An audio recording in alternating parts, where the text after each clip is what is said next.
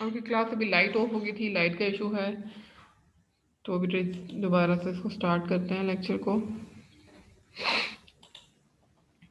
अच्छा, अभी ये डिस्कस कर रहे थे सेकेंड ऑर्डर की इक्वेशन, और उसके बाद हम लोगों ने डिस्कस किया है इसके पॉइंट्स को, ये मैं आपको पहले बता चुकी हूँ, already we have discussed it.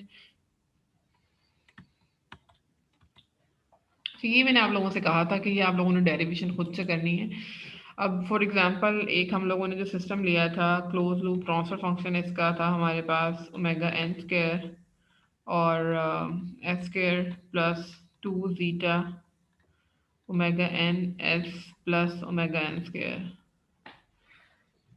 अब क्या है आपके पास, find out the step response of under damped system. Step response of under damped system यहाँ पे हेडिंग में मेंशन है।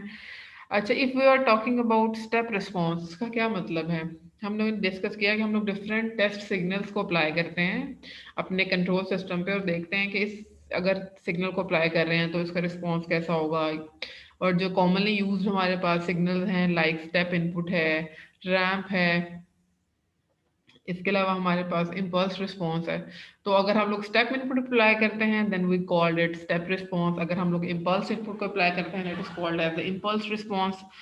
ठीक है, अगर इफ वी यहाँ पे हमारे पास सी क्या है, सी of S that is the output and R of S is the input.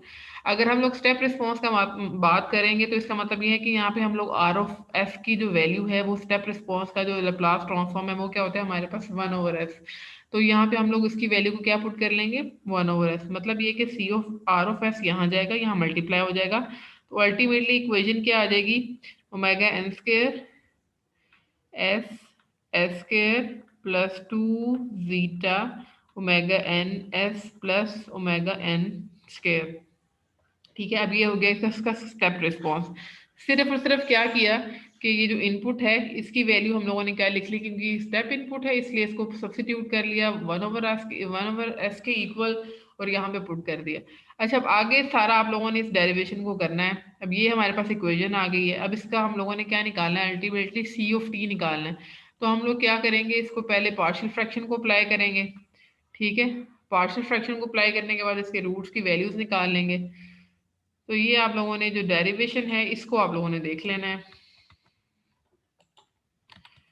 ठीक है, ये हमारे पास आगे इसको अगेन थोड़ा सा मॉडिफाई किया इक्वेशन को। इस इक्वेशन में हम लोगों ने क्या किया, zeta square omega N square को ऐड कर दिया, सब्ट्रैक्ट कर दिया। अच्छा, अल्टीमेटली हम लोगों ने किस पे जाना है, मैंने क्या बताया कि हम लोग उसको मॉडिफाई करते जाएंगे और हम लोगों ने फाइनली फाइंड आउट क्या करना है, ये सी ऑफ टी की वैल्यू।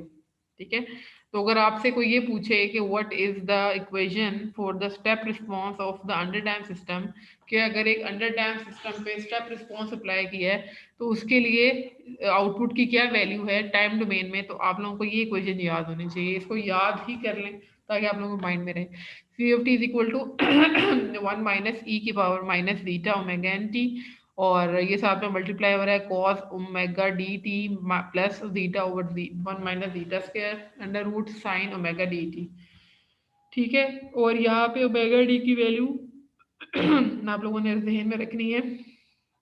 ओमेगा एक चीज होती है ओमेगा एन एक, और एक होती है ओमेगा डी। ओमेगा एन जो है ये है अनडैम्ड नेचुरल फ्रीक्वेंसी और जो ओमेगा डी है वो हमारे पास क्या है, डैम्ड फ्रीक्वेंसी।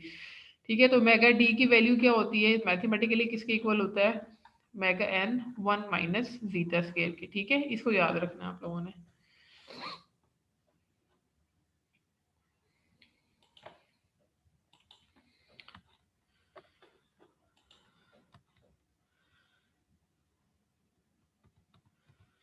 ठीक है, यहाँ पे हम लोग डिफरेंट इसका ग्राफिकल एनालिसिस करेंगे कि इसके ग्राफिकल एनालिसिस का क्या मतलब है। अच्छा, अगर ये ग्राफ देखें, मैंने आप लोगों को ये क्या बताया था कि जो टोटल रिस्पॉन्स होता है सी ऑफ टी, जो एक रिस्पॉन्स है सी of t basically two type of responses का सम होता है, और एक हमारे पास क्या होता है ट्रांजिएंट रिस्पॉन्स और एक हमारे पास क्या होता है स्टेडी स्टेट रिस्पॉन्स। ठीक है, दो तरह के रिस्पॉन्स होते हैं। ट्रांजिएंट पार्ट हमारे पास क्या होता है, ट्रांजिएंट पार्ट भी होता है जहाँ पे हमारे पास सिस्टम में कोई वेरिएशंस आ रही हैं, और स्टेडी स्टेट पार्ट क्या है कि जहाँ फिर आपके पास सिस्टम स्मूथ हो जाता है, मतलब एक जो फाइनल वैल्यू है उस तक पहुंच जाता है। जब हम अपने सिस्टम की ओवरऑल रिस्पॉन्स की बात करेंगे तो हमें कलेक्टिवली बात करनी है ट्रांजिएंट रिस्पॉन्स की भी और स्टेडी स्टेट की भी, मतलब ये दोनों के दोनों पार्ट्स हमारे पास इस फाइनल रिस्पॉन्स में इंक्लूडेड है।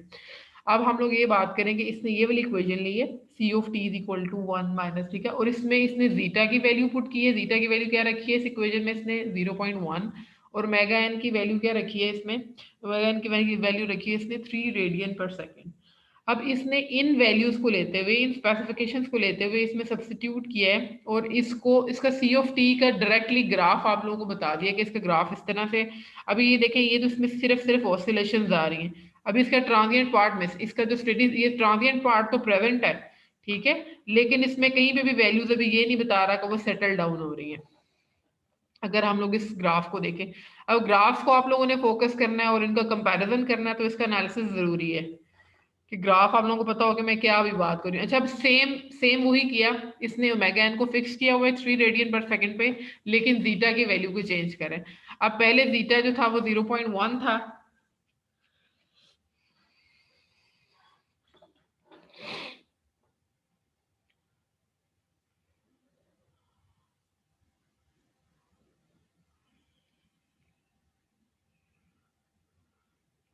आज नहीं आती